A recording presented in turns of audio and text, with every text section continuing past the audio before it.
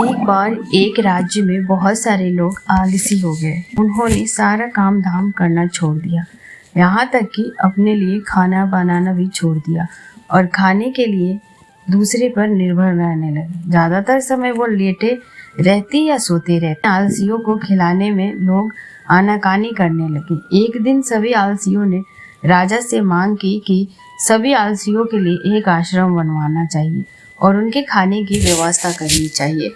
राजा नेक दिल और दयालु होने के साथ साथ बुद्धिमान भी था। उसने कुछ सोचकर मंत्री को एक आश्रम बनाने का आदेश दिया।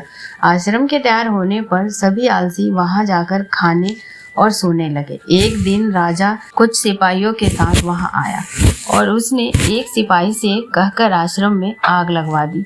आश्रम को जलता देख आलसियों में भगदड़ मच गई और सभी जान बचाने के लिए आश्रम से दूर भाग गए। जलते हुए आश्रम में दो आलसी अभी भी सोए हुए थे। एक को पीठ पर गर्मी महसूस हुई तो उसने पास में लेटे दूसरे आलसी से कहा, मुझे पीठ पर गर्मी लग रही है, जरा देखो तो क्या माजरा है। तुम दूसरी करवट लेट जाओ। दूसरे आलसी ने बिना आंखें खोले ही उत्तर दिया। देखकर राजा ने अपने मंत्री से कहा, केवल ये दोनों ही सच्चे आलसी हैं। इन्हें भरपूर सोने और खाने को दिया जाए। शेष सारे काम चोर है, उन्हें डंडे मार मार कर काम पर लगाया जाए।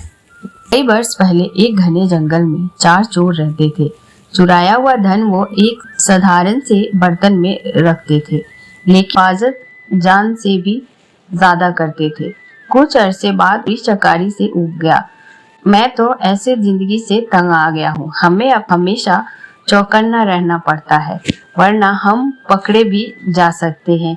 एक ने अपना दुखड़ा रोया। हाँ, मैं भी चाहता हूँ कि हम लोग एक शांत सच्ची जिंदगी जिए। दूसरे चोर ने हाँ में हाँ मिलाया।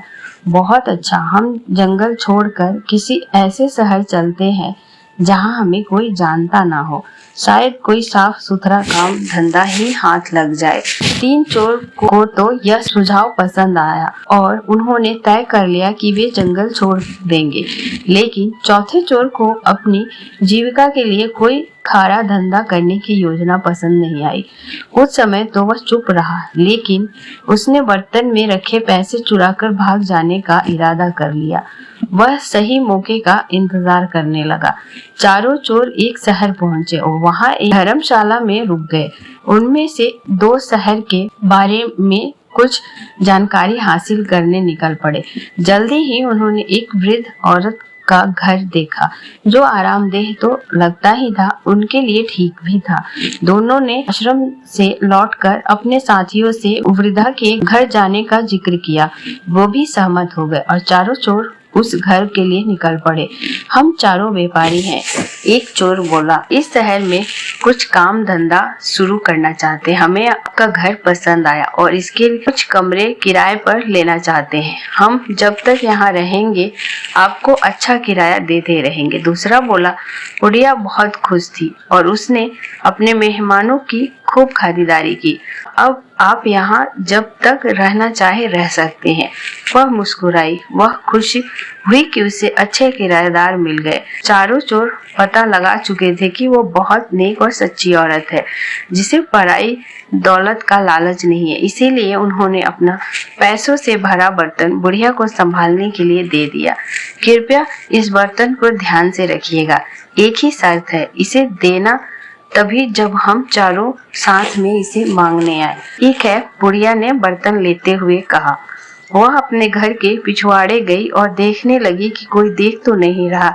जब उसे तसल्ली हो गई तो उसने जमीन खोदकर उसमें बर्तन डाला और उसे वापस मिट्टी में से ढक दिया। चारों कुछ काम धंधे के तलाश में शहर चले गए। जल्दी ही वह काफी थक गए और बुढ़िया के घर से कुछ ही दूरी पर खड़े वट वृक्ष के नीचे बैठकर सुस्ताने लगे। तभी एक औरत लस्सी बेचती हुई वहां से निकली। चारों ने थोड़ी लस्सी खरीदने का निश्चय किया। लस्सी बहुत स्वादिष्ट थी। उन्होंने सोचा कि दोपहर के भोजन के साथ पीने के लिए थोड़ी लस्सी भी ले लिया जाए, पर तीन चोर तो बहुत थक गए थे। लस्सी डालने के लिए बुढ़िया के घर से बर्तन लाने की हिम्मत किसी में न थी। चौथा चोर, जो किसी ऐसे ही घड़ी की प्रतीक्षा में था, झट से जाने के लिए तैयार हो गया। बुढ़िया के घर पहुंचकर बोला, मुझे मेरे साथियों ने बर्तन लाने के लिए भेजा है, लेकिन मैं तो यह बर्तन तभी दूंगी जब तुम चारों इकट्ठे आ जाओगे। वह मना करती हुई बोली। उस चोर के दिमाग में एक विचार आया, मेरे साथी यहाँ से कुछ ही दूर केले के पेड़ के तले बैठे हैं, आप खुद ही पूछ ले। उसने राय दी। बुढ़िया घर से बाहर निकली। उसने तीनों को पेड़ के नीचे बैठे हुए देखा। क्या आपने अपने दोस्त को बर्तन लाने के लिए भेजा है? वह चिल्लाई। जी, कृपया उसे दे दीजिए, तीनों चोरों ने जवाब दिया। बुढ़िया ने सोचा कि उन्हें अपना बर्तन किसी कार्य हेतु चाहिए होगा जो उन्होंने अपना विश्वसनीय साथी भेजा है। उस चोर को फावड़ा देती हुई बोली कि पिछवाड़े से खोदकर बर्तन निकाल ले। इतना कहकर वो अपने घर के कामों में उलझ गई। चोर ने बर्तन निकाला और चुपके से पिछले दरवाजे से भाग खड़ा हुआ। इस बीच उसके दोस्त चिंतित हो रहे थे कि काफी वक्त बीत चुका था और उसके साथी का कुछ पता ही नहीं था। तीनों बुढ़िया के घर गए। हमने अपना साथी एक बर्तन लाने के लिए भेजा था, वह कहाँ है? उन्होंने पूछा। मैंने तो बहुत पहले ही उसे बर्तन खोदने के लिए कुल्हाड़ी दे दी थी। उसने आपको बर्तन नहीं दिया? बुढ़िया हैरान थी। तीनों चोर समझ गए कि उसके साथी ने धोखा दिया है। हमने आपको कहा था कि बर्तन तभी देना जब हम चारों आपके पास आए। आपने हमारी बात नहीं मानी। हमें लगता है कि हमारे साथी ने आपके साथ मिलकर हमारा पैसा हथियाने का षड्यंत्र रचा है, वो बोले। बुढ़िया बहुत दुखी हुई। वे तीनों उसे शहर के न्यायाधीश के पास ले गए और उसकी शिकायत की। न्यायाधीश ने फैसला किया कि बुढ़िया की लापरवाही की वजह से तीनों को नुकसान हुआ, इसीलिए सारा हर्जाना बुढ़िया को ही भरना होगा। बुढ़िया रोती हुई घर लौट आई। इस बीच राजा और उसका मंत्री वेश बदलकर अपने प्रजा की परेशानियां जानने शहर के दौरे पर थे। इस बात का किसी को भी पता नहीं था। बुढ़िया को देखकर वह रुक गए और उसके रोने का कारण पूछने लगे। उसी समय आसपास ही कुछ लड़के खेल रहे थे। अगुआ था रमन। बुढ़िया की दुख भरी कहानी उसने भी सुनी। भगवान करे उन तीनों को तुम्हारे साथ ऐसा सुलूक करने की सजा मिले, रमन बोला। यह सुनकर राजा और उसकी मंत्री बहुत हैरान हुए। रमन से पूछा कि क्या वह इस मामले का फैसला कर सकता है। रमन ने आत्मविश्वास के साथ सिर हिलाते हुए कहा कि वह अपना फैसला राजा के दरबार में ही सुनाएगा। अगले दिन महल में दरबार लगा। रमन न्यायाधीश के आसन पर बैठा था। उसने चोरों की कहानी सुनी। तुम्हारी शर्त यही थी कि बुढ़िया वह बर्तन तुम्हें तभी दे जब तुम चारों उसे लेने आओ। रमन के प्रश्न पर तीनों ने हामी भर दी। बहुत अच्छा, वह शर्त पूरी करने के लिए तैयार है, पर यहाँ तो तुम सिर्फ तीनों जाओ, अपना चौथा साथी लेकर आओ जिससे शर्त पूरी की जा सके।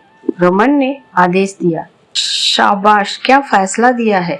राजा ने रमन की प्रशंसा की। तुम छोटे हो पर हो समझदार। आज से तुम मर्यादा रमन के नाम से जाने जाओगे और हमारे दरबार में ऐसे मुकदमे के फैसला किया करोगे।